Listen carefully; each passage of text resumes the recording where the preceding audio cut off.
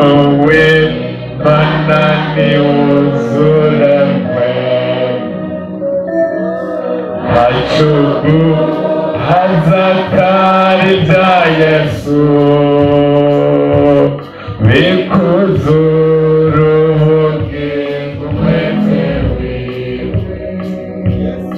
Yesu niwe abisezeranye unyote wenzomusuka kw'amazi imigezi ze kw'isi yumye nyugururira ndaba umugisha undondera esarambona usenga turasiye kubaramutsa amahoro mwaraye neza natwe twararose murabona ko dusa neza Yesu nashimwe hanyuma igihe twava hariya umuryango warantumye ndabatashe mwakira intasho zabo mw'ishengero barantumanye intasho mwakira intasho zabo n'iz'umwihariko za Pasiteri Aloyize na mwarimu wa Bere barabatahije rwose kuko barabazi baraje mwakira intasho zabo nk'uko mwabyumvise sindi mushasha hano nahora ndahaza gasore kumuyabaga kuruhanika none nyaruhanika gwaragiye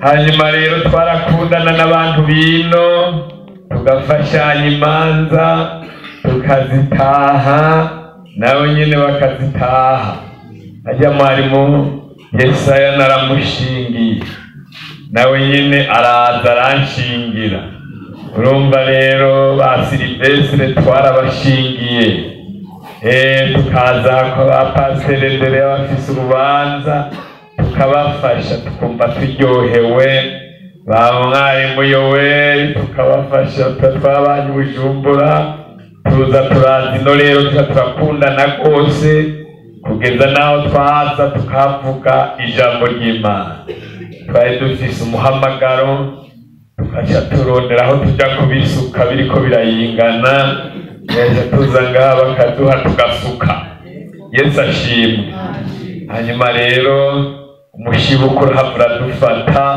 tuca turagenda muga ngaha atwara hafungiwe duhejeje kuvuga ubutumwa baca baradutwara ibururi kudupfunga baradukubita amakofi baraduha imigere baraturyamika ahantu bihagarika Yesu ashimwe azodukandakanda amen amen amen Yesu ashimwe cyane niwaha muri kuhogwa Yesu uzonezerwa aha ntibyaheze muzoraba nitwashikayo Yesu ashimwe yakofi ijisho bakwisemo ikofe no kuri baga bararibazi harageze igihe ritabona mugabo ubu rirabona muraza kumva soma neza none Yesu yarakoze nashimwe none tudatevye bene data uyu munsi turi ku mano tugomba gutaha no gutekera twatekeye reka tuvugana kanyuma dusezerane Yesu niyabikunda tuzosubira kubonana dusome hariya mu butumwa bwiza uko bwanditswe na Yohana mu gice c'indwi ubutumwa bwiza uko bwanditswe na Yohana mu gice c'indwi abariho dusoma niho numvise ibintu byiburuka muri jewe cy'umunezero biri muri iki gice c'indwi cy'ubutumwa bwiza bwa Yohana numva nobasigira no majambo dusome rero mu gice ca ndwi igice cya ndwi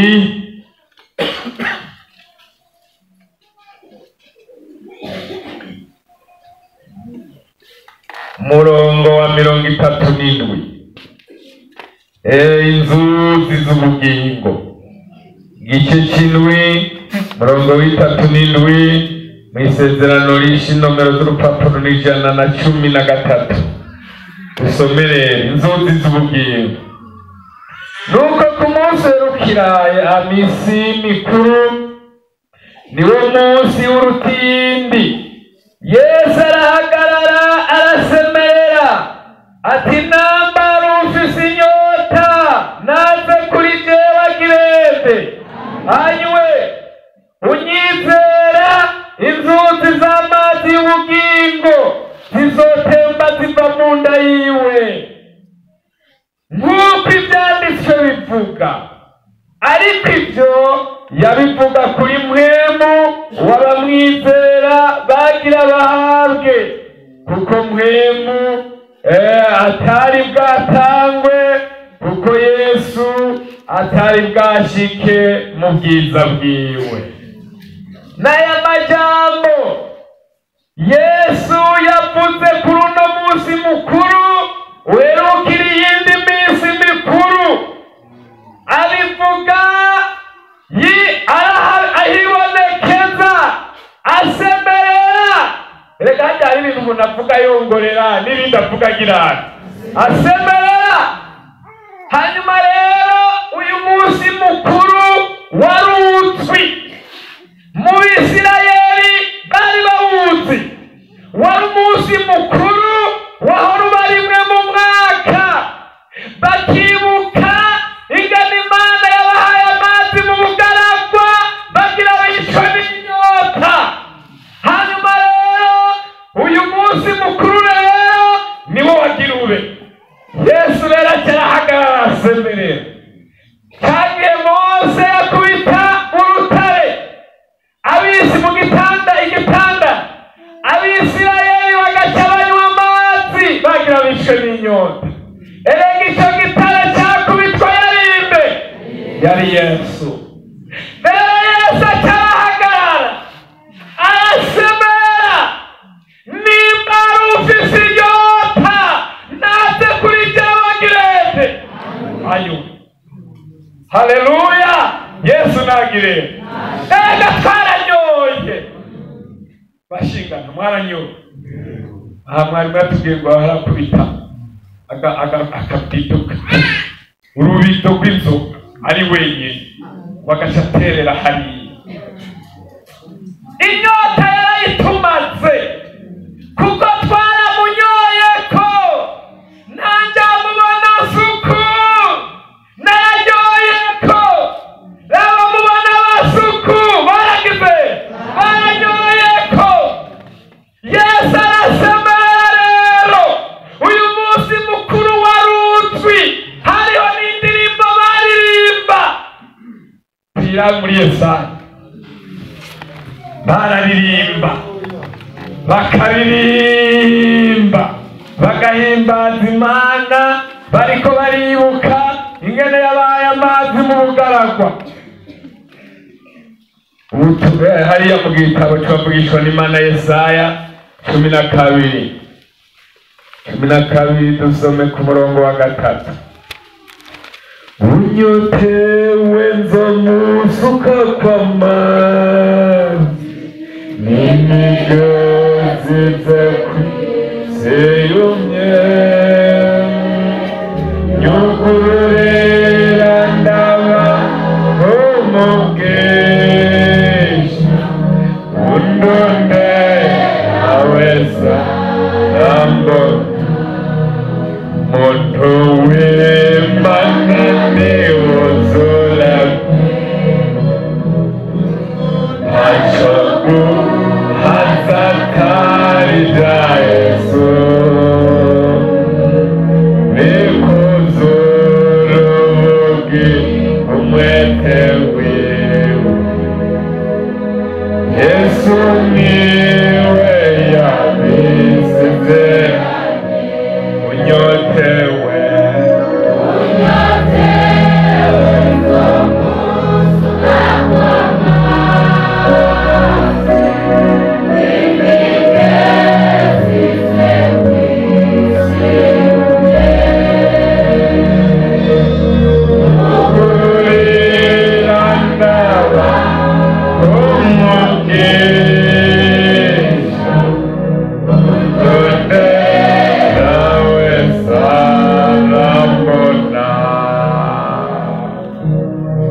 dusome rero hariya mu gice cya 12 umurongo wa 3 naho twohera kuri 2.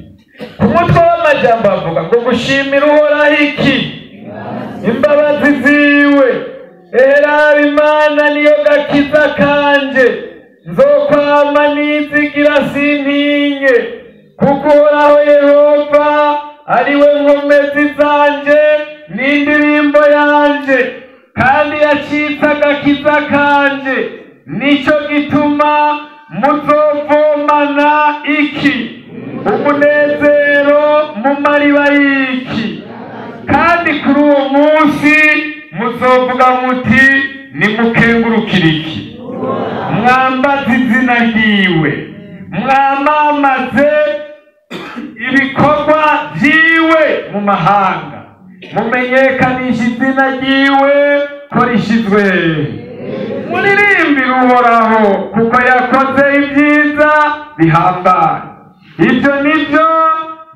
nibyamamare mu isi yose semera uvuge cyane yewe Siyoni kuko Uwera w'Abisirayeli ari hagati muri mwebwe aragize nte arahambaye Yesu ashimwe amen n'indirimbo rero barayiririmba bashimira iki bibutse ingano Imana yabahaye amazi mu bugaragwa ikabamara inyota barayiririmba ngo nicyo gituma muzovomana iki umunezero ku mariba y'iki y'agakiza Yesu nashimye agakiza nako ninde ni Yesu n'umurebe yahagaze arasemera aravuga ati namba hari ufise inyota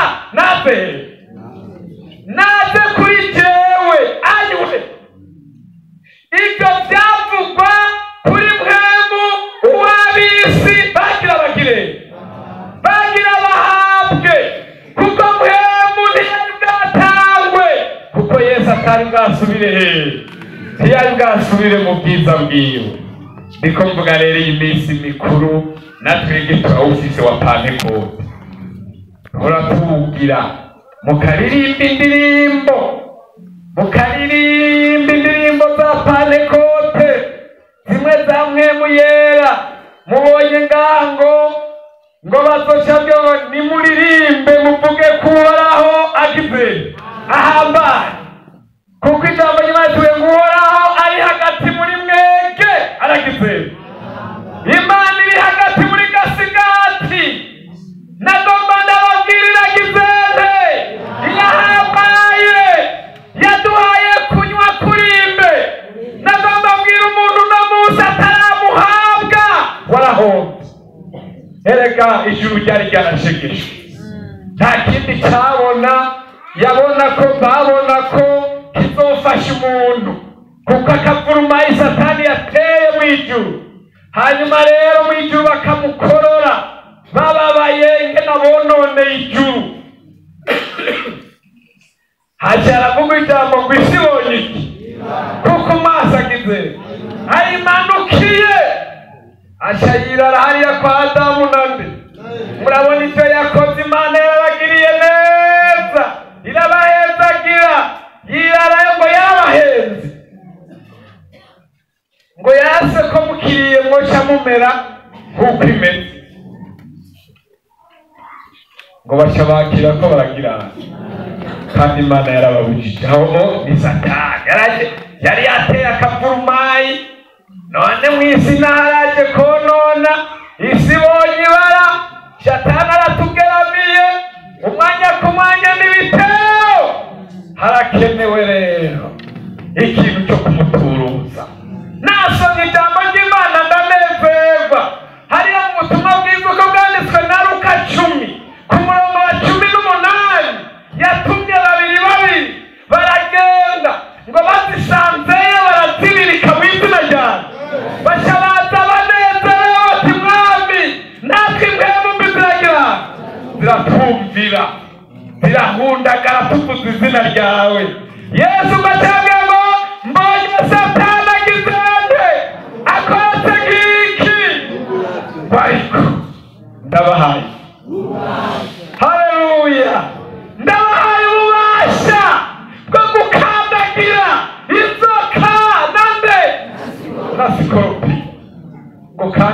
munezero nuko izo mpwemu mbi zigize, ariko munezerwa nuko amazina yanyu yanditswe ijuru ryari ryarateguye ikintu kizotuma twikungumura Satani, igitindu kizotuma twinjira mu rugamba tukamwubahuka.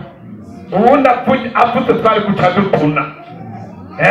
Erega none Satani twomushobora mu nkomezi z'umubiri y'umuntu yomushobora. Arega kino nabonye bakinye mu telefone nyambara umuntu yazanye ishuka ngo ndamukera none Satani agwanisha isoka.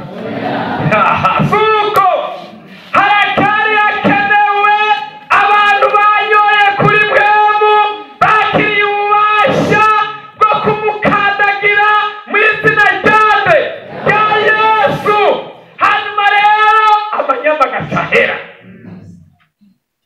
None sawa turwana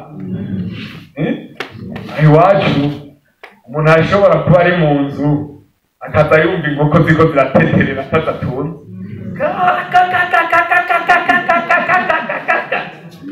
ukaza wumva ahandi naho inzoya ziko zirarira ataruyo yamufise mu nzu.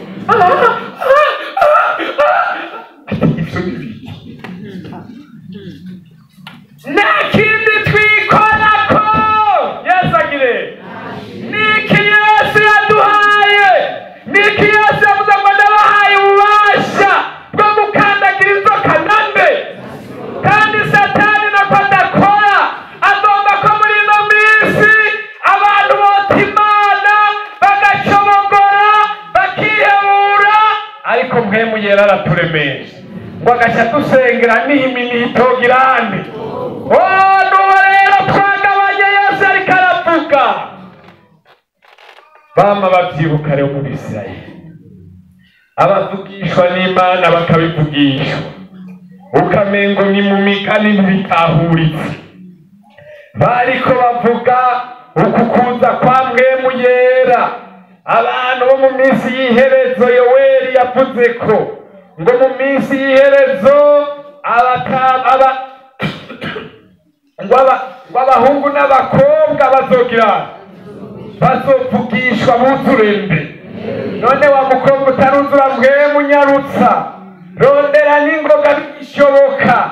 Ijambo ry'Imana ngo murondere uhoraho bigishoboka ko agira naha nyene tugira twambara kanyuma twikazanure turwana intambara za nyuma. Ngaha abadayimoni rero barapfumutse barabona ko Yesu agira aze gutora umugeni, none bagomba ngo umugeni bamubirike ntazoseruke azohere mu isi. Bene data mpwemu yaragize, mpwemu yaratanzwe wo kutugwanirira no kutundura kukumwa. Haleluya! Ndakwifurije kugira inyota mu gice cya 5 cy'ubutumwa bwiza bwa Matayo, hariya ku murongo sinzi kwandika mu gice cya 5 havuga ngo hahirwa abafise inzara niki kuko aribo bazogira. None rero uno munsi we uri hano, Satani nta muntu n'umwe atinya. Yaba umugabo aramutinya, yaba umugore aramutinya, yaba umusore w'inkomezi ntamutinya. Oyaye umuntu atinya n'uyu muntu ari murinde, ari muri mpwemu yera, yambaye ubushobozi, asenga mu bushobozi, umuriro w'Imana ukaka. Aho abadayimoni bamubonye baracana ngaho aratumara, ngaho aratumara. Niyo apfukamye barakoma induru, akaruru k'intambara kakagira bamwe akaruru k'intambara ntumbakarerema. Satani atabaza abiwe bose bo mu isi aratabaza. Abonye upfuka mugoye baraturonkanye uwo wenyine niwo Satani agira. Ahantu ngo mufisi impuzi kuko 1,000 ngo hari yasinze aho batugiye Matana ngo yajyanye diplome ngo mu izina rya diplome yanje muvemo. Ariko diplome yo kwirukana igisigo hariya mu gice cya 10 hajya nababwiye ku murongo wa 19 n'uwa 20 ngo haragaze igihe Yesu abonye ko abigishwa bakubise impemu zikaraga ngo acaraja muri mpemu nawe atangura gushima ngo ndaguhimbaza Mana nyamijuru n'isi ko barishita baki abanyabwenge bahambaye ukabishurira iki. Amen. Yesu agire ega n'akana gato kari muri mpemu Satani aragatinya. Yesu ashimwe. Hari agahungu gato turi Bujumbura kitwa Barutazara, tukasaba mpemu tukabura, nako kahaguruka kari kazise ikari kazi nyina kakajya ku ntahanga kaza karasiga ibirato by'abakozi b'Imana, bariye kakarya batariye kakiri kusa. Hanyuma rero karakunda kuririmba cyane, naho kabari konyene kari gafise urujwi runini kakaririmba. Hanyuma rero tukaba duhuye mu masengesho hajya ku ntahangwa, natwe tutarahabwa mpemu yera tukaza turinyegeza inyuma y'abandi ngo ntibahagurutse gusenga. Nako kagahaguruka yo kakatira ijuru, maze numva karinjiye muri mpemu gatanguye kuvugisha indimi zitamenyekana kandi kagera nkaha jewe ndagahagaze impande ngira kagera nkaha nyabwira Imana ariko Mana umwana kurya agahabwa mpemu nanjye ndusore rungana uku ntararonka kabisa. Mana ndakwinginze namba n'abakobwa bamwe b'impunzi bahunze bava mu Rwanda bunamye turiko turasenga nk'aba bari bunamye nkabona ariko banatemba amosozi bakaryoherwa. Ntewe Mana nanjye uzompe na rimwe nzosenge muri mpemu numva ingene biryoshe Mana. Nkanyoterwa nkapfukama nkasenga, abandi tubana bakajya kunywa inzoga bagataha baborewe, bagataha amasaha 6 z'ijoro baza barishongora, nanjye ngaca mfukama muri salo y'Imana baza kuza baborewe nanjye mpemu basange naborewe. Yesu ashimwe. Habisaba Imana imyaka 3 irahera nararonka, none Mana nukuri niki noba naracumuye tumuyeka Mana icyo nacumuye nihane mugabo mpemu yera nanjye nzohasenga sinsenga mu mubiri sengera muri mpemu. Ewe Mana nungabire harindira ko byoza wapi. Uyundi munsi umwe hari umwarimu sikambaye yitwa Etienne, yiwe yaraturongoye mu masengesho ku ntahangwa acaramvundurura ntabyigegeza inyuma y'abantu kuko nakunda kwicara ku murongo ugira kabiri nkaca nunama mu bitugu ngo ntahava amvundurura. Uwo munsi ndanuma aramvunduruye ngo wewe wa musore ngo ngusengerere irino shika yo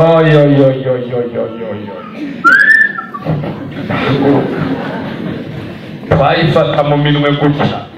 Mana yo mwijuru ngitanguye numva ibindi bije sinamenye iyo bivuye numva binterura mu kirere ndiko ndavuga haleluya idahera, ndanumva nije mu yandi mabanga yatereza abandi ntabwo kwiguruka. Yesu nagire abandi ndanumva mwishengo amen. Zica turafatana rero umuyaga nkuba neza. Yesu nagire kubera inyota nari maranye imyaka 3 ayo mazi narayagotomeye, ayo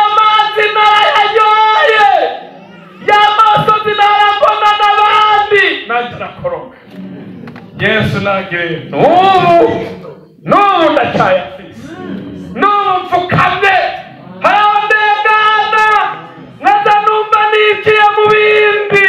Yesu agire naho Yesu avuga rero nimba hari ufise iki naze kuri jewe agire anywe. Mwene data uri mw'ishengero nuba mw'ishengero utagira mpwemu, ico gihe twaciye twinjira mu bihe bigoye, ico gihe twaciye duhura n'abakobwa b'ivyigenze bambara bakenyereye mu mabere bakagusanga mu cumba ugaca usohoka wiruka ngo mpwemu ntatosekane, bagaca badutuka ngo bijya n'ibibono ngo biva ruguru ngo ntibibona. None barapfuyesha bamwe bishwe n'umugera. Naragiye mu bitaro ndaja kubabwira ubutumwa bagaca bamvuma ngo toka na Yesu wako. Nebasha murapfuye mupfuye mutiranye basha naidado tukura tukutuku mwokwemera kwihana byo kwera derere nka shereke toka na Yesu wako. Yo abandi batsinze ibiherehere ubwiso bwa roto uje gusuhuza yo kwicara kwa kumba karagongere ari umuntu mugabo atwita ibibono ngo nitubyaha. Turagira agashavu rero turaja gusenga turibohesha muri Yesu tucazaba tutimana turasabye uduhindure nk'abatama batagisaragurika. Yesu nagire tutudushiremo barafu tugende dukonje izina ryawe ntirituka. Imana ikiruruka rero mwaravugishwa muri mpwemu arakorora Mose azaja mu ndimi zitamenyekana. Imana iravuga ngo bana banje si ubu byacanganye n'ushonje atazavugishwa. Bayasha icyo gihe mpwemu apfutse warumva ko ari mpwemu agize ati bana banje ndabakunda muranezeye kuri iryo sengesho nzobazigama nzobahezagira nzobaha kugera mu bigero bana banje. Turaryoherwa tuti amina. Naha rero turiko dukorera Imana twarageze imvyaro niyafise abana 12 muga hari 10. None wumva gute abahungu 2 n'abakobwa 8. Amen. Yesu agire none ibigero sinabigeze abanyise ikibono baracari. Yesu adutabara nimba ufise inyota nagire kandi ibyo byaha ntibigitinya abagabo n'abagore n'abakobwa byose n'urudubi. Hakenewe abantu buzuye kije bakagikandagira mu izina ryawe Yesu. Naho dukeneye kurwana intambara za nyuma, umuntu akagwanira muri mpwemu, umuntu akagwanira mu bushobozi. Mpwemu yaratanzwe tukazogeza kw'iherezo akazodusoza akaduhekaye akatoga. Nasomye rero mw'isezerano nyene rya kera ngo bariko bararirimba indirimbo muri iyo minsi mikuru. Nabonye indirimbo baririmbye bene Kora. Yesu nashimwe ngo nico gituma tutazotinya ngo naho imisozi yobomborana ngo naho guhinda kw'amazi ko kwitera he ntituzotinya. Reka ahubwo tubasome reka kwavuga insozi erega turaza gushika. Yesu ashimwe. Hariya mu gitabo cya Zaburi 4:2 igitabo cya Zaburi 4:2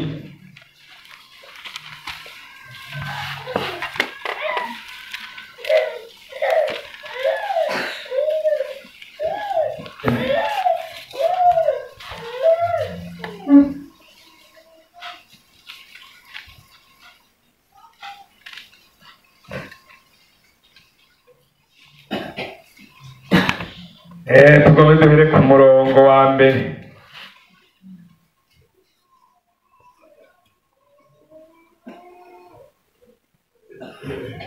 Havuga ngo nk'uko impongo ihuzagizwa yifuza iki, niko umutima wanjye uhuzagizwa ukwifuza Mana.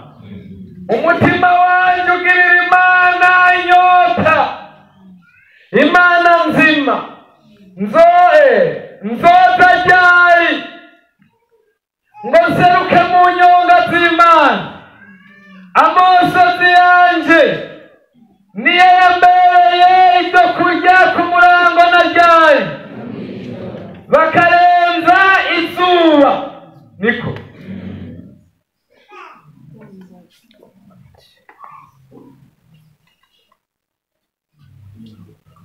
ni kuri na gatandatu.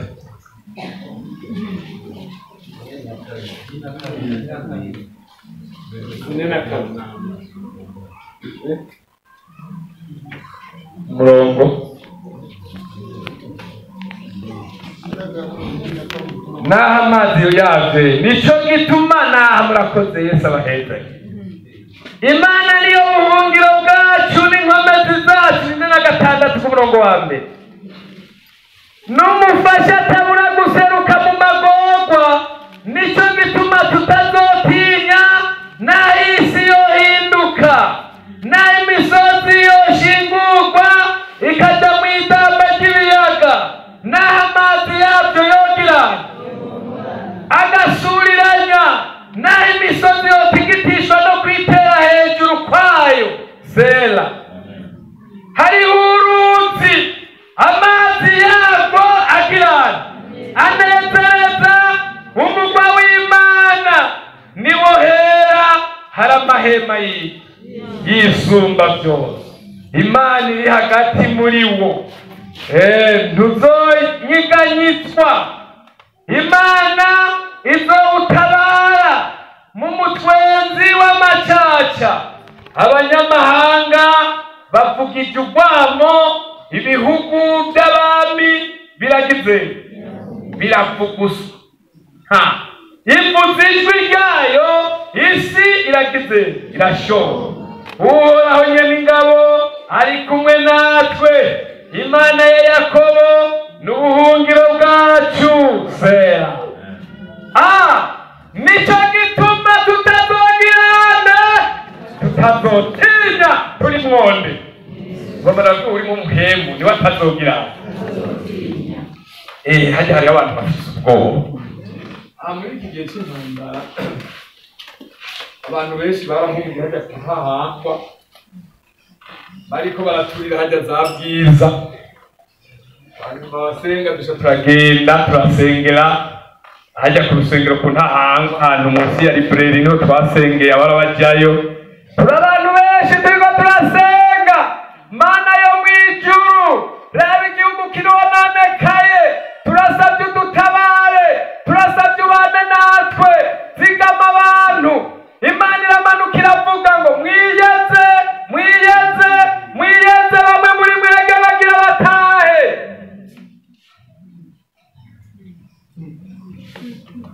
Bararira benshi barakumbaga ati Mana ngeza, nimba ndimwo ngeza. Nanje nguma numva ndigiti.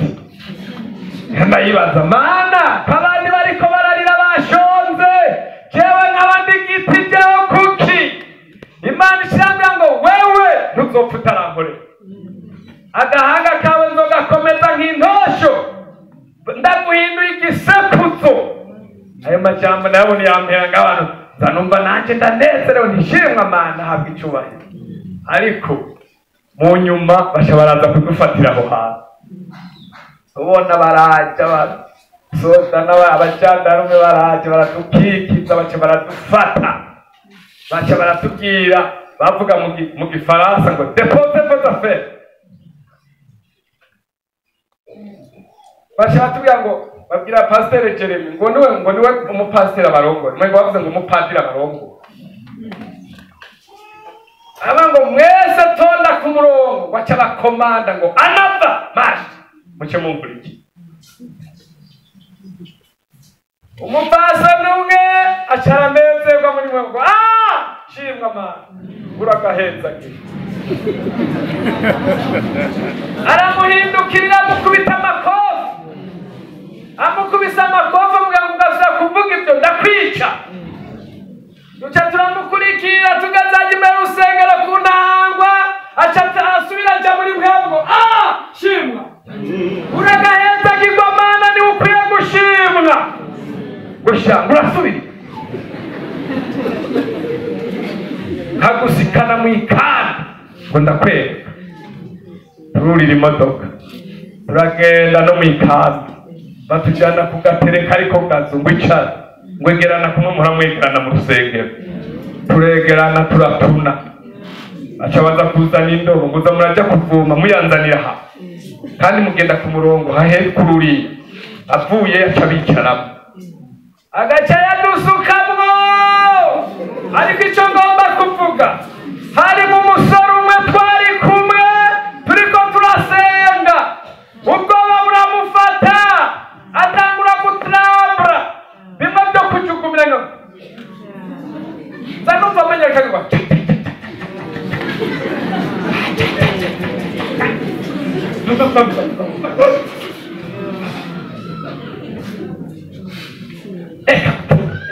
uba herugo mugabo mukenyezi ngo ngo shimwa urusore nawe nicyo gituma muri ibi by'agakiza nta buhinga burimo ntibiraba ngo uri umugabo ntibiraba ngo umaze imyaka myinshi mu ishengero oya biraba ko wakijijwe neza ukuzurane mwemuyera uwo ni wazoshobora kurangiza urugendo ariko utarimo mwemuyera azokwihakana Yesu turaremesha turafata ku rutugu wapi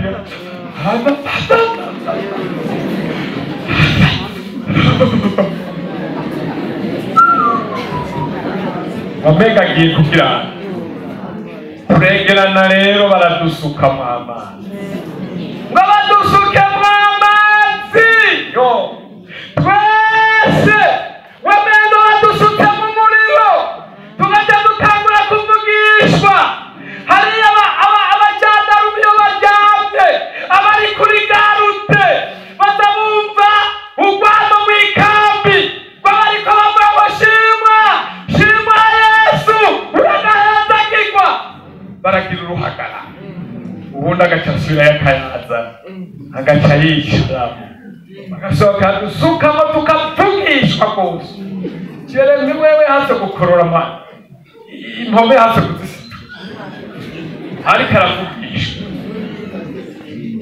baserekeje baca rero barashikira wa mupasi bari bamusezeraniye ko bamukubaza kumwereka aragenda ariruka arayazana ariruka aracaza ariruka yazana acayicaramo na n'ingoga yamusukamo ngo shimwa acaraza mukubita intebe mu bitugu shimwa amwongera iyindi shimwa ati we wananiranye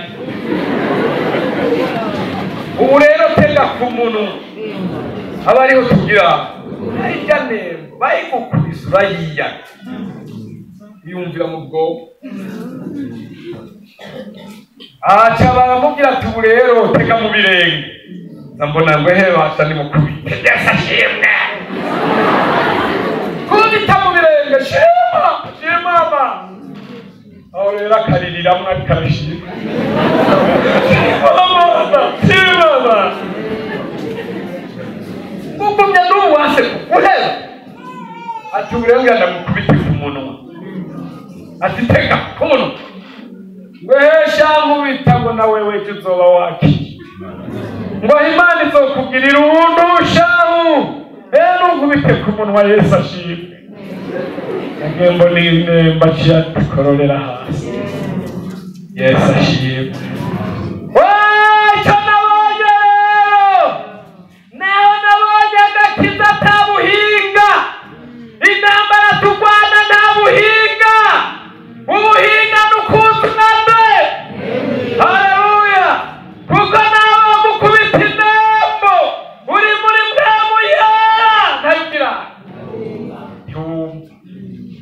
yaba yarumva bakubise mu birenge atari muga kubera yari muri mpera eguma yumva yuko banyagose. Yesu nagire nimba hari ufisi natagire nico gituma tutazotinya n'amazi yobokorana n'ibisigo byo guhagurukira ukaba waranyoye kuri ayo mazi uzohagarara neza. Narigeze kubabwira iwacu ni hari iwacu hari ahandi hantu hamwe umuntu uba muri intambara nyine barakubita barica agatama kamwe n'umwana barinjira mu nzu barasenga mana dutabara uduhe kwihangana udushoboze nimba dupfa turangize neza mu izina rya Yesu. Babandi bariko barica baca babahumukako muriko murakora iki? Twariko turasenga mwagapfa mudasenze urazi ngene twacumukuye mukanka kuza kudufasha. Bashabwa ubu rero ni uramukiwe akira niwe uza kwica nawe nyamuga bateka Yesu no byuba ukanalakitijwe uragapfuta kitijwe umva ivyo bishimisha rero tugatwanze tukebanya kakana kawe tukishona nawe duce tukugerekako uremera cyangwa ntiwemera natwe kubera twambaye umubiri acatangura guhindagira nawe nyene kigigumizi kiramufata tugatwishure inge niyumvire namwe baba banza mureketa mwege mbabanze niyumvire none ntege ngene zamaze kuza hasigaye iki akana nako kaguma karaba se mu maso byagira inzo yishuka ahora uremera cyane niwe tugakebanya nini kwa bamuke baba banye umwana wanje mbona ho kugegende yakana ya papa uyakaje Yesu ku munota wanjye nega papa bagice ndakwitangi nawe ucusangaye ngombe Imana imbabarire ngo umwana wanje arasubije mu intege urakoze kibondo shaka mutwice nitugenda umwana mutoya yakiriye Yesu akira mwemuye arahagarara imbere y'urupfu baragahitana barakebagiza karagiye se baca banegako erega ntiwaca bagaruka kuvuga ibyabaye baca bagerekako se none baragiye mu bwami none mwiye mugomba ko tuzohereze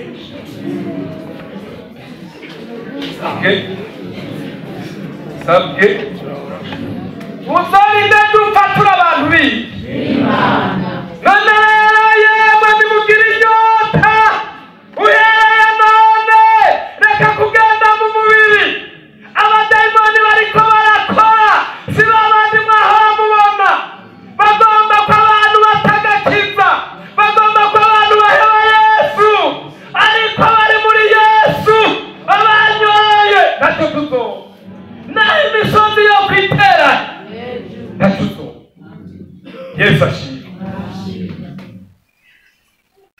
Ndabahaye ububasha bwo gukandagira inzoka nande na sikoropiyo. Hari inzoka ziriko zirakomora hariho sikoropiyo.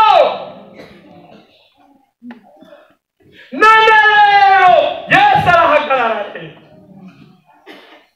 aratumira bahamema ngo Yesu ariko aratumira Yesu ariko aratumira Yesu ariko aratumira ku buntu bwiwe Yesu ariko aratumira Yesu ariko aratumira Yesu ariko aratumira ku buntu bwiwe. Yawari abati mu minsi y'iherezo nzasuka mwemu yera kuba imiki umuntu adafise umubiri natari mwumvise icyo ukora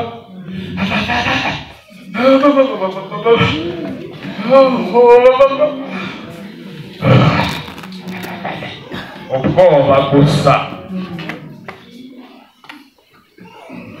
none rero harateguwe ikizotuma mu mubiri bahera ubwoba, ikizotuma mu mubiri bashikama, ikizotuma bagwana bakanesha, cyari cyarateguwe kera kw'abahungu n'abakobwa n'abatama n'abatamakazi bazokuzurana bakavugishwa indimi, abandi bakarota abandi bakerekwa.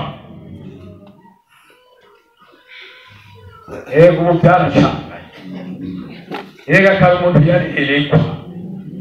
None igihe twafungwa ntihari watubwiye ati mbonye umunyororo, kandi ga yemwe uwo munyororo sinzi icyo ari cyo, muze dusenge. Uwundi ati nanjye mbonye ikamyo y'abasoda. Turajya dutangura gusobanura uko twiyumviye, tuti n'ingabo zije kudushigikira. Yewe ziri mu b'ingabo,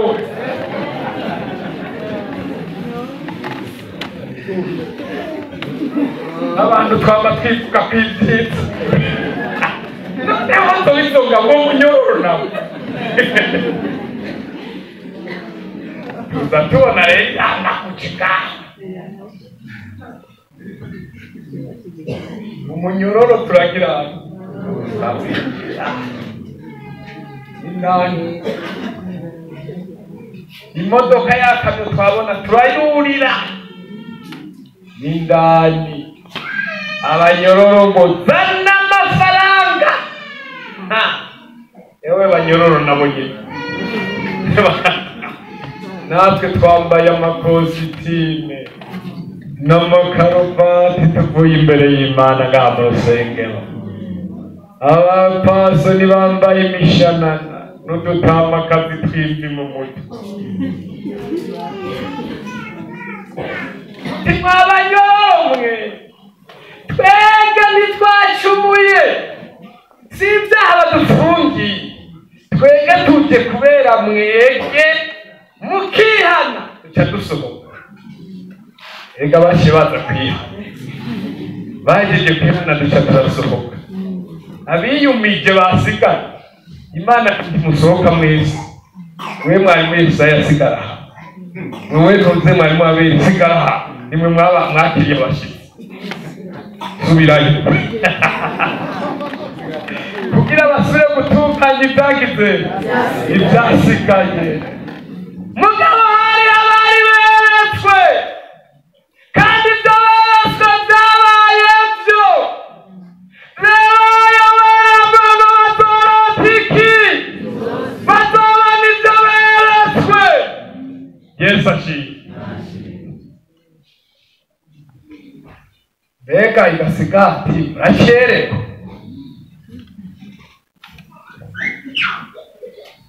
muticwe. Mbega igasigati muracererwa. Pawulo yabwiye Timoteyo ati mwana wanjye Timoteyo, ndakwinginze furura. Yesu ashimwe. Ingabire iri muri we kugira ikirende yake, yemwe abantu barabarose mpemu yera yatsivye furura. Ibiya ntibisanzwe, yewe mukobwa watsimije mpemu furura, mupfasoni furura, yewe mushinga ntahe, ubushinga ntahe bwawe ntibuzogukiza ku munsi w'ibyaha. Wuzure mpemu. Nimba hari ufise inyota naze kuri jewe agire anywe, n'udafise amahera naze anywe adatanze ibiguzi. Yesu nashimye. Aha byarerekanwe, Imana ikavyerekana n'aho abantu batabitahuye. 40.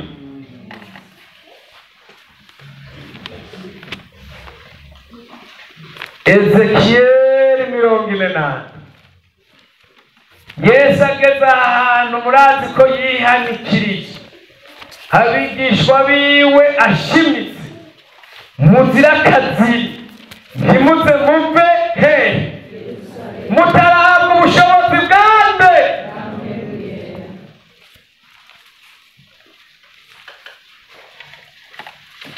turahabide ni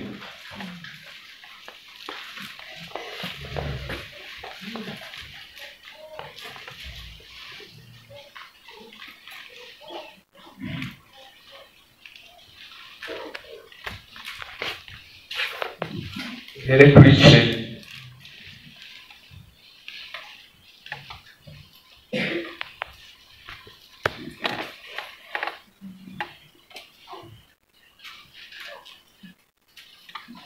reka tugore duhere ku murongo wa mbere mu gatinyarutse. Uruzi ruva mu rusengero nuko ngarukana ku muryango w'ingoro ngize nyambona hari amazi yiburuka ava munsi y'urwinjiriro rw'irebe ry'ingoro atembera iburasirazuba, kuko ingoro yari yerekeye iburasirazuba nyene.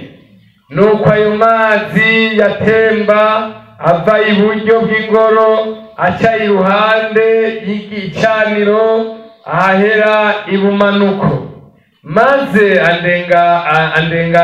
andengana ikirimba cyerekeye iburaruko, ancisha mu nzira igendanye urugo inyuma, anshikana ku kirimba cy'inyuma kirabana n'iburasirazuba.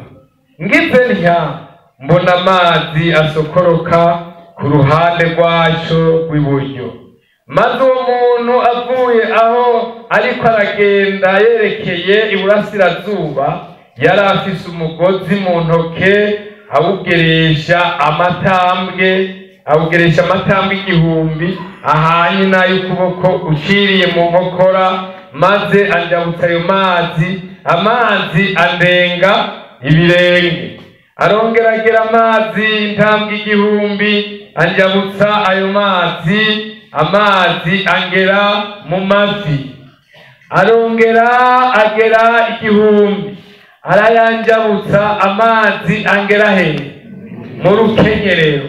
Hanyuma agera ikindi 1000 aba uruzi ntashobora kujabuka, kuko amazi yari yuzuye, yari asigaye arayo kujabukwa n'uwoga. Uruzi ntigwari rukijabukwa igihagarara.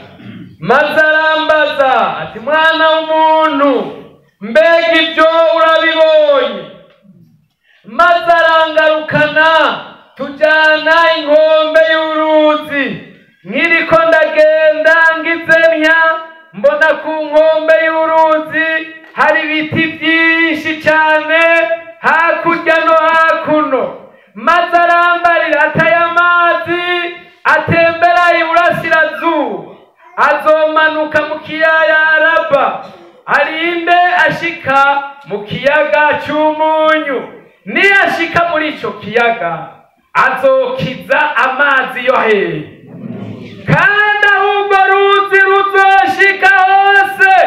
Ikintu cyose kizima kigenda kinyogomba mu mazi kizobona uko kigira, kandi hazobamwo n'isinzi ry'amafi ryinshi, kuko ayo mazi ashitseyo. Kandi amazi yo mu kiyaga azokira ikintu cyose kizima kibone uko kigira kibaho. Aho urwo ruzi ruzoshika hangana gute? Narero naho babivugishwa byariko bivugwa ku bantu ba none ba kino gihe. Yesu ashimwe.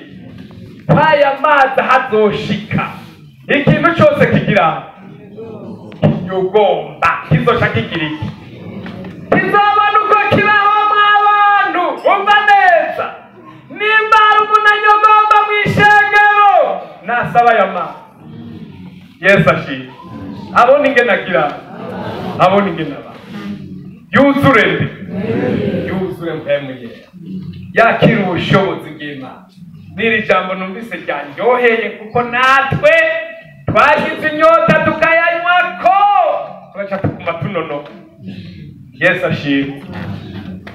Yego muraba ba mwarimu bose abapasiteri bayanyoye ko aba mwarimu Abeli baracariho, barabonye ingene bagira babaho. Yesu ashimwe. Naho bikubagura muriho muzokira mu izina rya Yesu Kristo. Imana ishimwe rero.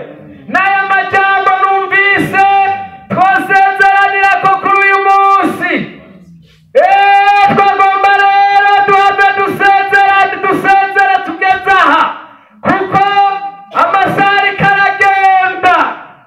Yewe bantu b'Imana bahamigasigati muri aka karere ka Ruvumu, umva neza iminsi y'ubunyantege uyu munsi tuyisezerere. Yesu ashimwe.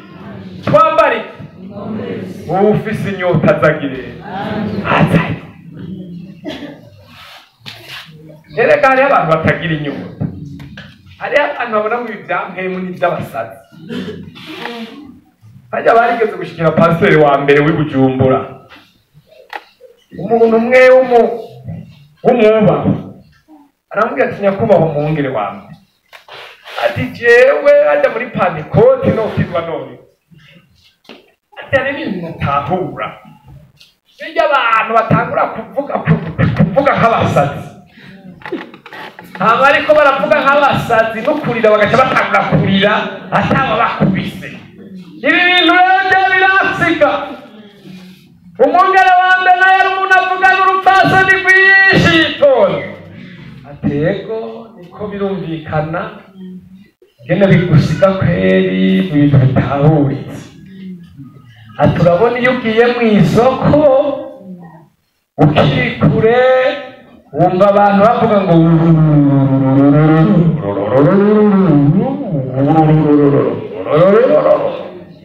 ati rero ntutahura ibyo bariko baragira.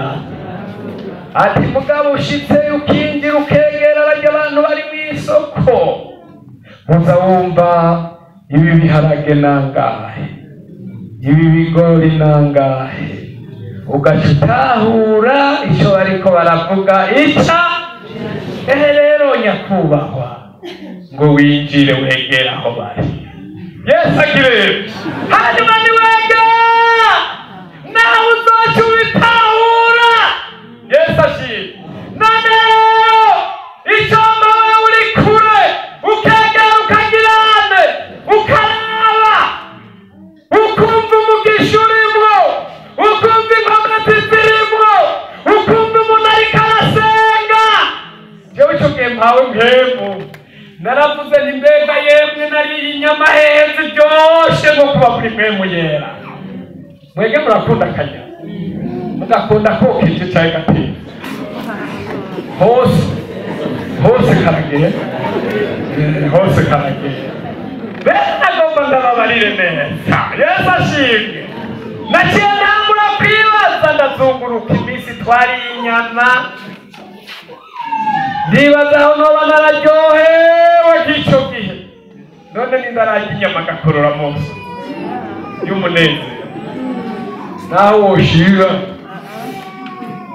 koza kuri ka kabango cyari cyagitoba usubira wakira ifantu manuza nta muntu aravugishwa ngo shimwa wanyama wari uryoshe. Ariko mwemuye kaje mw'abantu mwe manishi cyumpa mwese mugasomana. Haleluya. Yesu ashimwe. Icyomba mwese atanumwe avuyemwo, umuntu wese akaza akanywa kuri aya mazi ya mpemu yera akumvira umunezero, akumvira ingoma z'Imana kandi uri kurasenga umengo ntiwoheza. Yesu ashimwe. urasenguka ati ukumva biguma bisukwa. Iyo uri wenyine ukadusanga waryohe.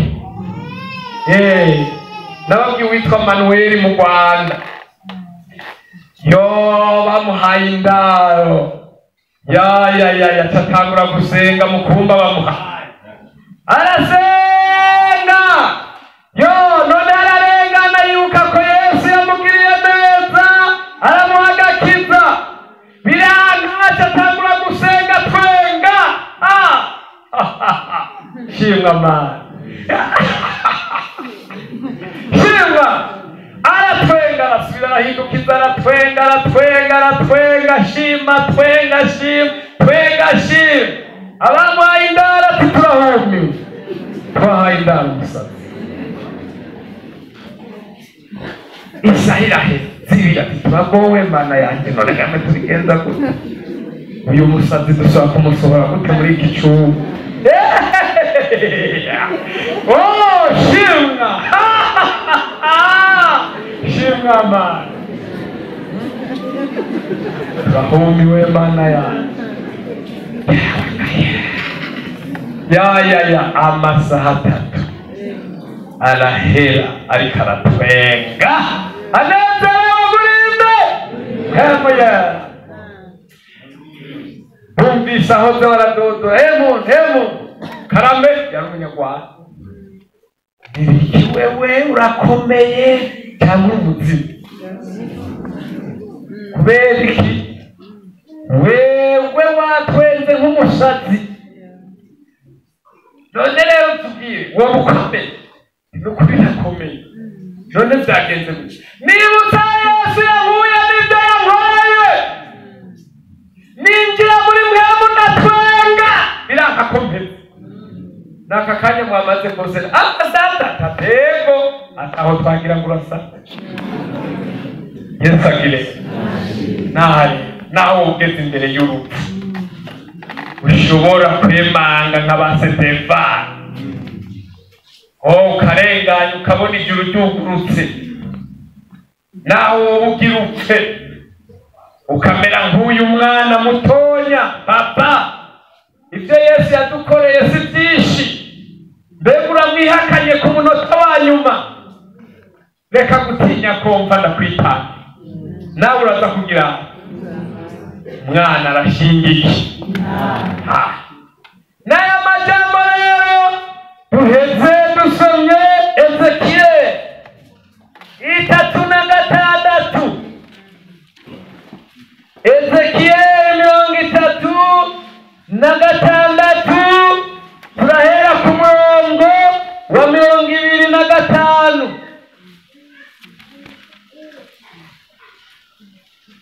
Tatu na gatandatu ku murongo wa 25.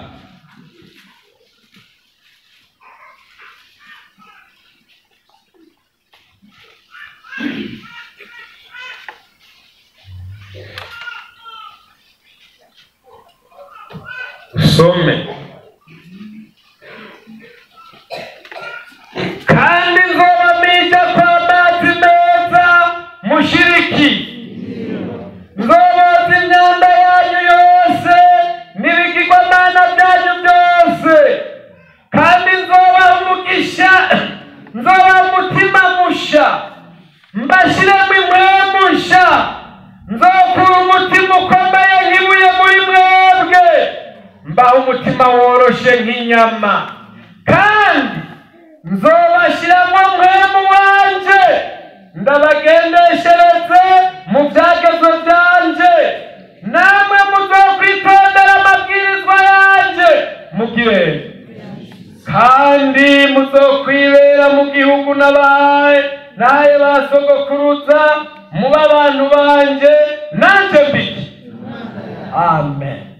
Nzoboza imyanda yanyu, Yesu ashimwe, nzobamisha kwa mazi meza mushiriki.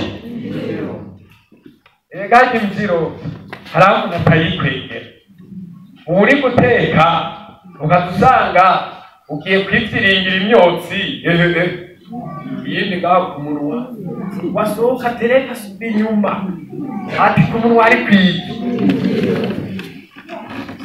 bakabanza bakagutunganya bakubona none wowe uribona ngaho ku munwa kumenya urahabona mugabo abantu bashobora hari kwigishishwa cy'igihara banza usubire inyuma ubanza ugenda ubikore rero natwe turafise umuntu aturabira Yesu ashimwe wewe urafise umuntu akurabira mu gusohoka baturavye mw'izosi ubona ari sawa abandali baragiruka abambona mugace gahana humbona turafise ubutubona niwe yabonye icyo dukeneye agomba ko tunywa kuri ano mazi yande yamwemu yera niwe avuga ngo nzobamija kwa mazi meza mushiriki nzobota imyanda yanyu nzobashiramo mwemusha Yesu ashimwe mwemusha tari za zindi ziri kandi arabafite impemu zitarizo mbega birashoboka akavugishwa kandi atari numvise uwundi muntu ariko atubwira ku ntahangwa nyine ati umuntu yariko aravugishwa ngo amena arajya mu ndima abandi nabo abantu aho kugenzura hewe baguma baryoherwa gusa aho kugenzura ngo barabiza bizo mwego mana amena vuga turagukeneye mana turagukeneye nawe ati amina nimumvirize uku ni guhora hagize nawe ati vuga mana mwambwa mwe mwamihimbira imwe baca bakanguka mw'izina rya Yesu mw'izina rya Yesu baramenya ko bagize mugabo ataribenya shimwa mana vuga turagukeneye tumviriza uku ni guhora hagize mwambwa mwe mwamihimbira bari mw'impemu yahumanywe atari mpwemusha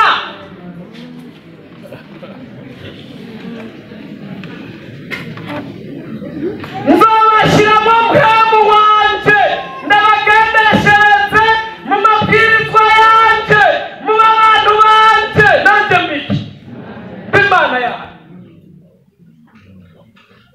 nimba hari ufise nazagire araronka kuntu utararonka guma ku mavugire n'abaca bagomba kwiruka ngo tugiye ku misozi ngo tugiye mu bijyanya yewe tangura hajya mu cyumba nyabo ugenda ugire umurinda ngo jya ufata umwanya wiherere maze usenge suka amaganya y'umutima imbere y'Imana yawe uhera mu gitondo ufise umubabaro ijoro rigahita ugifite agahinda jya ufata umwanya wiherere maze usenge suka amaganya y'umutima imbere y'Imana yawe ngaha ku rusengero ni Imana yagize niho yabahaye ku musozi w'Imana abakozi b'Imana babe harimo ubigenzura iyo atari mu ubigenzura bose bapfa kwaki hajya umwana umuretse ntamenya kwikara amata ntamenya kwikara aside byose yakiriye ashyira atarose uwumukebanura hakiri kare usanga yabwandikiye kuko ni umwana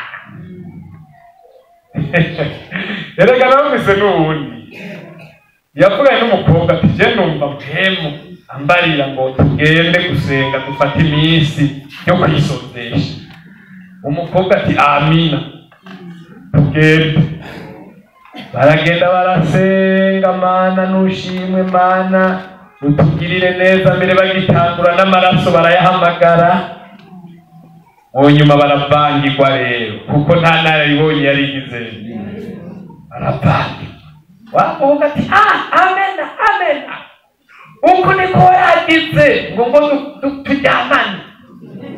Umukobwa nawe ati amina amina. Ngahwita ngiyo amaze iminsi ngo mu mafungo inda ngiyo. Wa muhungu arasubira ati amen amen. Umukobwa ati amina uko niko yavuze usubira iwacu. Umukobwa ati amen amen Imana ishimwe. Aca asubira iwabo bategesha igiti. Subira uvuye cyane iyo wakuye barirukana. None mwumva Yesu izina ryiwe ritatuzwe.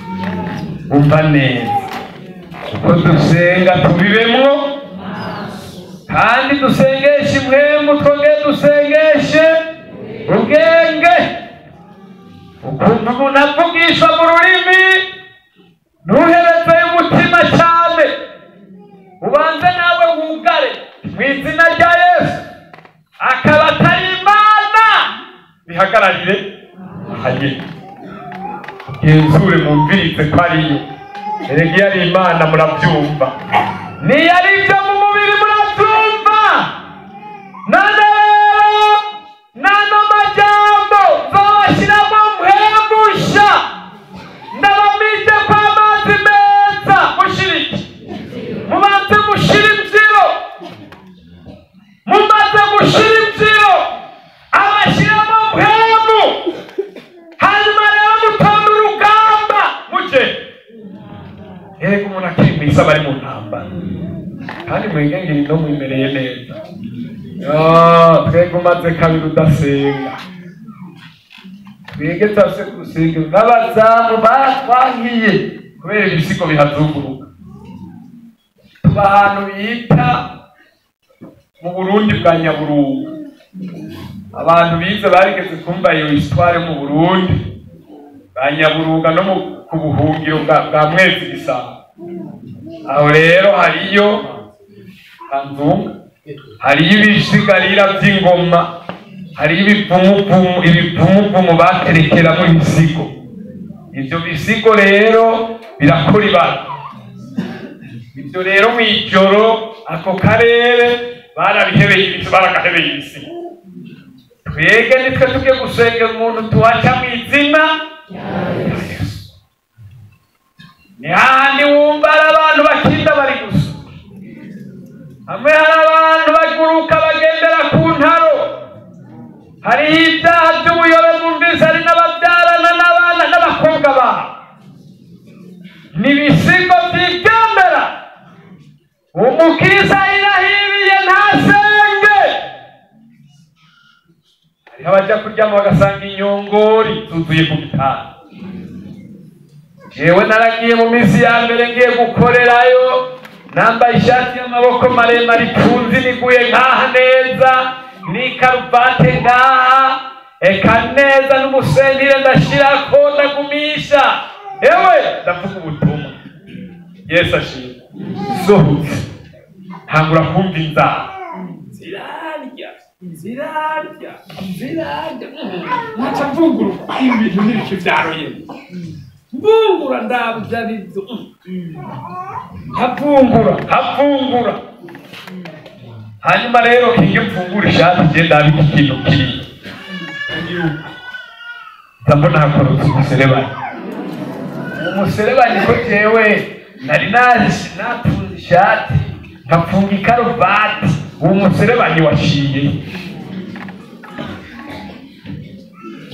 Abantu bakambwa atari ibintu biza kudutundara ko mw'ijoro, ibindi bikagwa ku nzu, tukaza twumva kiragidutse hariya. Hari umwarimu umwe cyatundaraye ko baragwana baramigana, aca arumva ko yikoreye nk'umuntu w'umugabo, araduza mu kirere, aca arafata aramurundura hasi ngo kiravuga kujya nyene ko umuntu atuye hasi. Mugagiye kuraba arabura hagitaye. Naho rero dutegerezwa gusenga Imana tuzuyeme. Abaronzi baragabisha abantu ku mugaragaro. Hewe akaza akakubwira ngo wewe ngo ntacyo uzomvanamo. None nk'uwakubwiye ukudasenze wumva byogenda gute?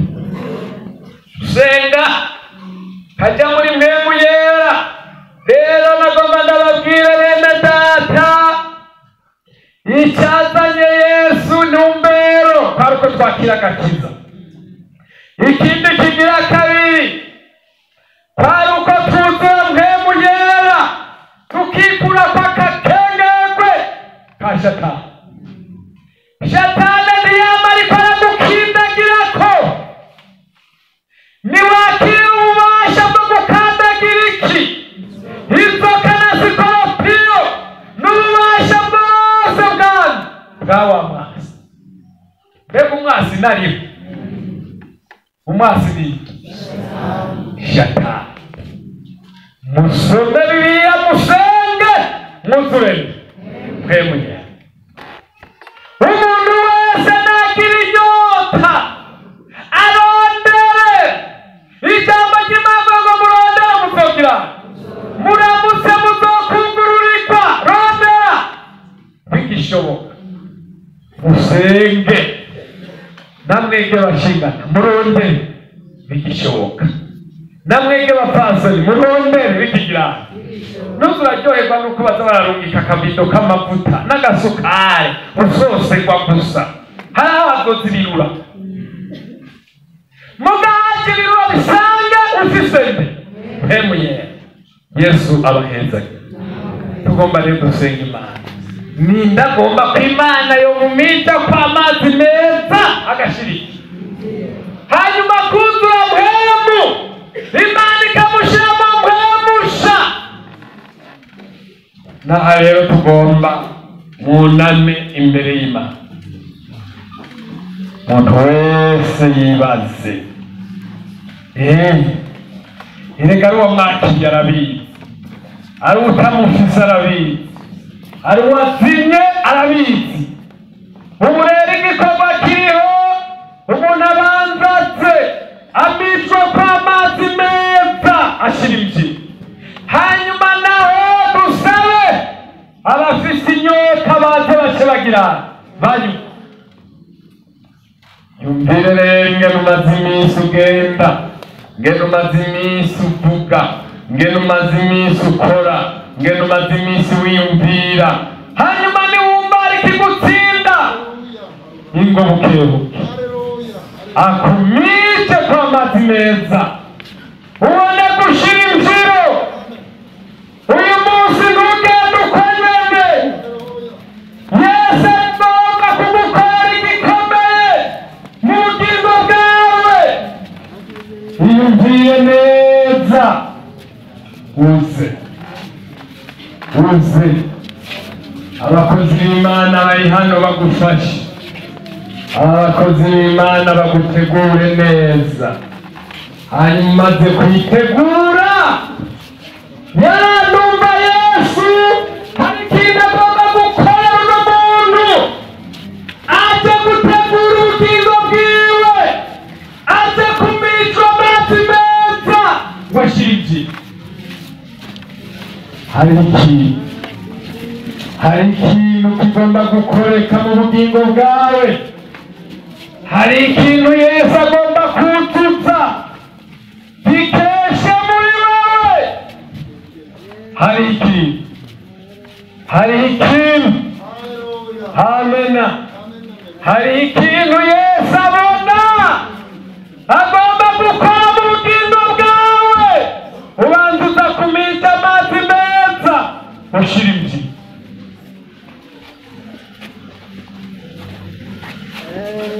Muze kuri Yesu, rengane muze mwapfukamye mu nzira, hari abari inyuma yanyu, murengane. Rengane hari Yesu.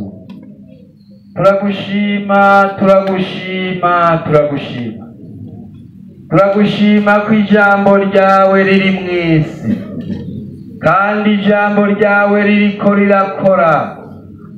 Dusoma ngo rizoshitsa ico waritumye, riri ku gikorwa. kandi rizogishitsa koko, ririko rireza, ririko riratanga umuco. Ababene data baryiravyemwo babona imitima yabo, babona baribo, babona uko Imana babona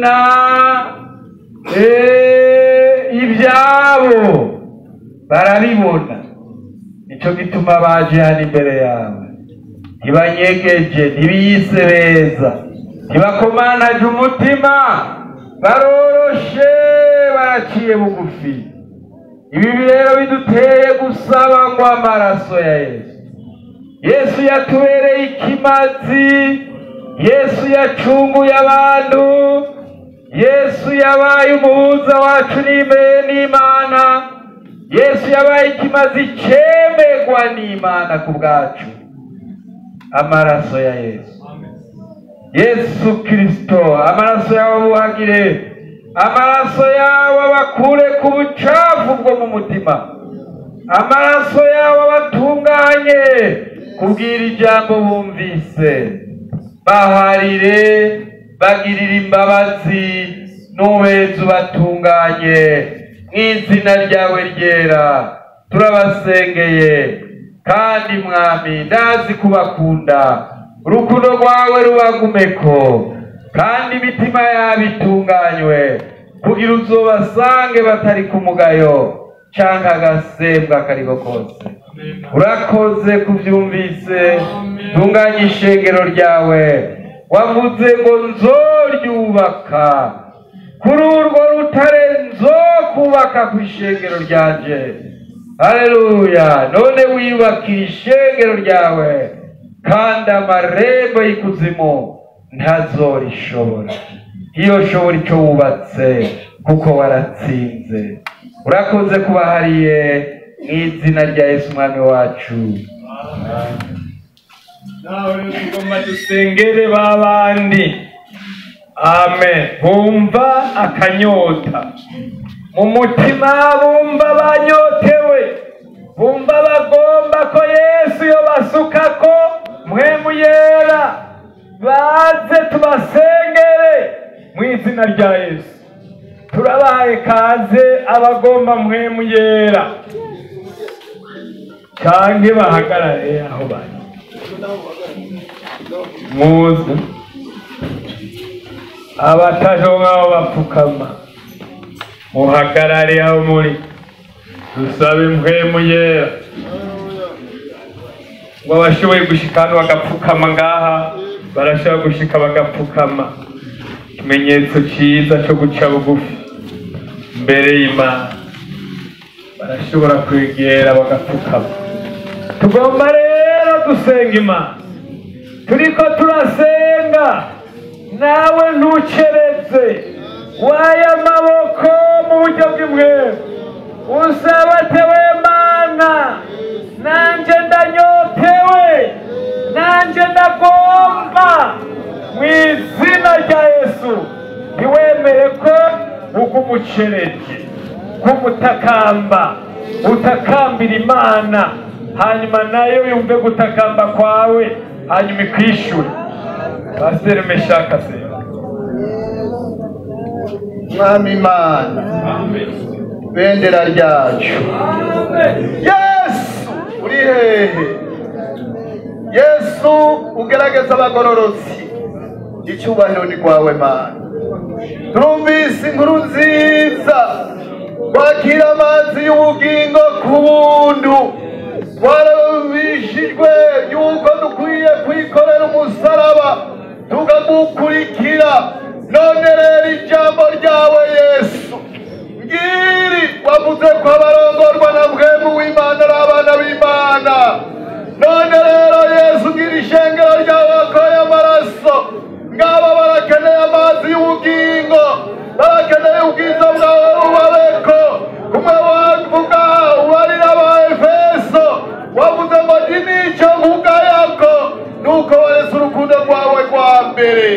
None rero Yesu, kubw'ijambo ryawe, kubw'ijambo ryawe, uratwibukije ngo twibuka mu Karoti ibyamubayeko. none rero umuntu wese ari hano ahagaze mu nyonga zawe bagomba ijuru bararetse ijuru risha bakeneye kurongorwa na mpwemu yera turasabwe mpwemu yera bakuri bo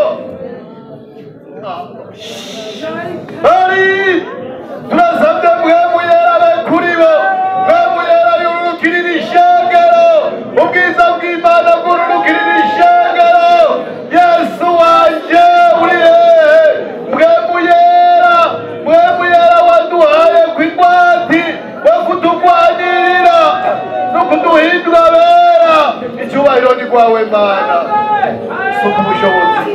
suka ubushobozi genda ishengero ryawe Yesu niko wavuze haleluya tuzosura mpwemu yera kubarinda umubiri wose ikiganza cy'Imana kibabonekeko mpwemu w'Imana gende kuri bo ambara ibitari ibyawe uragahezagirwa urakoze Yesu iyi ngabire turonse iyi ngabire wadusezeraniye uyu munsi mami tureretse ijuru risha n'isisha mwami wanje uribuka Yesu igihe wavugana n'ishengero ryawe igihe Ezekiyeli yerekwa amabanga yerekwa uruzi rwo mu rusengero uruzi mwami rwagendagendwa hari igihe rwagendagendwa n'ushobora kugendera hejuru Yesu waho ruzoshika hose aho mpwemu yera azoshika hose ibijyagomba bizoba bizima none ishengero ryawe ribe rizima bagendeshwa na mpwemu yera Yesu ibi biriko biraza muri iyi minsi y'iherezo aba badayimoni bariko barayerera bafatwa mpiri ndaze mpwemu w'Imana ari kuri bo ntibizoshobora kubakorako ubwiza bw'Imana buba ahantu uzoba urakoze Yesu iri shengero ryawe ryuzuye mpwemu yera iri shengero ryawe rihongorwe na mpwemu yera uzoba ukoze Mana birabakugomba mu izina rya Yesu umwami wacu uri mu ijuru amen. Agomba gusengera abagwa abantu bagwaye n'abandi bafise imitwaro wowe uri hano urwaye ushyira ukuboko hejuru abari iyo bace bagara dusenge kubw'abarwaye n'abafise imisozi y'uburyo butandukanye tugomba tubasengere mu izina rya Yesu dusabe mwarimu Yesaya abasenge. Yesu uri mu ijuru izina ryawe izina rikuru haleluya turabonye ijambo ryawe uburuzi ahantu ruzoshika ikinyagomba kizokira Roma yove ikinyagomba kizokira mu izina rya Yesu turasabye Mana ubwo ijambo ryawe rivuze hari abanyagomba mu masigo hari mu mutwe hari mu nda hari mu gikaraza hari mu maguru haleluya zina rikuru aho umuntu wese afise n'isonga naho tutavuze ijambo ryawe niriyashike aho yumva vyase haleluya akire nibakire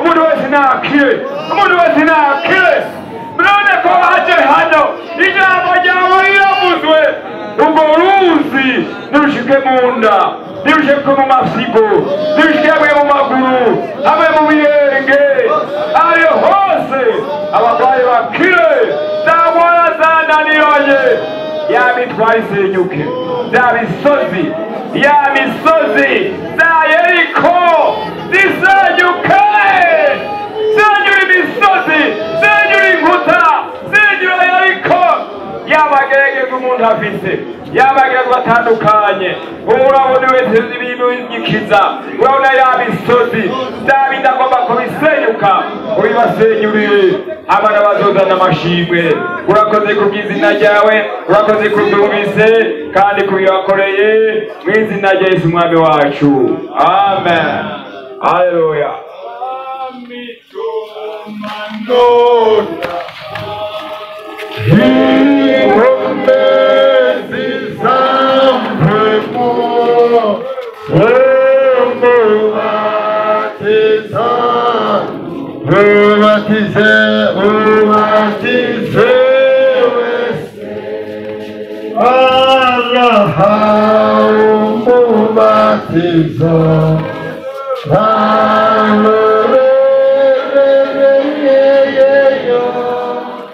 kuko